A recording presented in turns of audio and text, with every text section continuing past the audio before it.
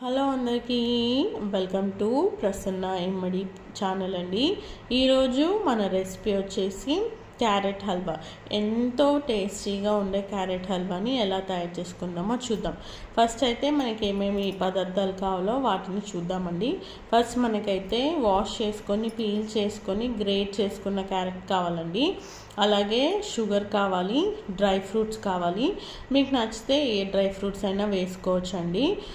నేనైతే బాదం, జీడిపప్పు, కిస్మిస్ వేసుకున్నాను. మీకు కావాలంటే పిస్తాలు కూడా వేసుకోవచ్చు. అలాగే తగినన్ని పాలు, కావాల్సినంత నెయ్యి కూడా కావాలండి. ఫస్ట్ మనం ఒక బాండిలో కావాల్సినంత నెయ్యి వేసుకొని మనం ఏవైతే వీటిని కొంచెం చిన్న చిన్న ముక్కలుగా కట్ చేసుకోండి. డ్రై ఫ్రూట్స్ని కట్ చేసుకున్న ముక్కలు ఏవైతే ఉన్నాయో అవి అందులో వేసుకోవాలండి రోస్ట్ చేసుకోవడానికి.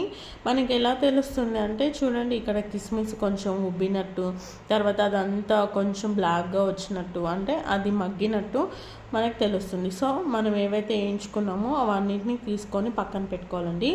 ఇప్పుడు అదే బాండిలో ఇంకొంచెం ఆయిల్ వేసుకొని మనం ముందుగా తురిమి పెట్టుకున్న క్యారెట్ని అందులో వేసుకోవాలండి. అందులో వేసుకొని మంచిగా సాట్ చేసుకోవాలి.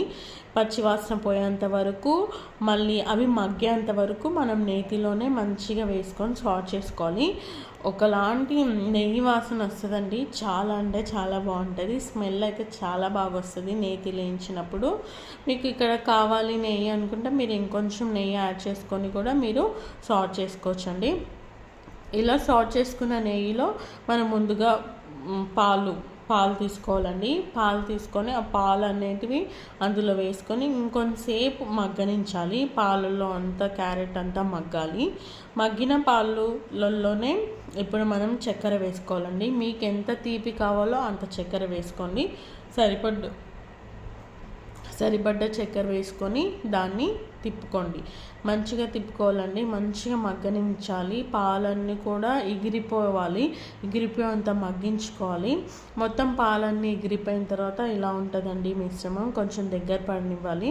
సో చాలా బాగుంటుంది. సో ఈ మిశ్రమాన్ని ఇప్పుడు సైడ్గా తీసుకోండి.